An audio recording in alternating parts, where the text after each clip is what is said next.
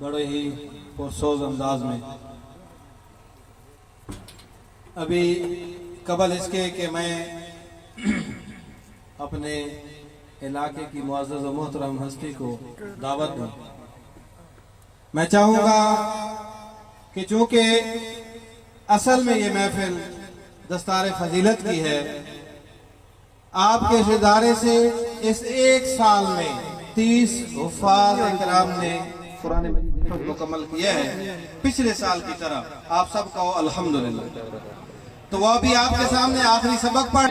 सबसे पहले मुल्तमिस हूँ हजरात से कि आप थोड़ा सा यहाँ जगह बना दें ताकि सारे हुफ़ाज़ किराम आसानी के साथ यहाँ आकर अपना आखिरी सबक पढ़ लें। मौलाना कारी अब्दुल वदूद अलवी साहब इनको आखिरी सबक पढ़ाएंगे। हुफ़ाज़ किराम के लिए वो अपना आखिरी सबक पढ़ेंगे।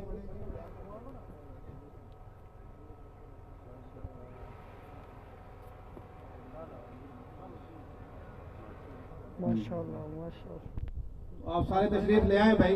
आपके बाकायदा नाम लेंगे, आपके वालिद साहब को हम खराज ताज़ीम पेश करेंगे जिस वक्त दस्तारबंदी होगी। अभी आप सारे आके आखिरी सबक सुना दें, पढ़ दें।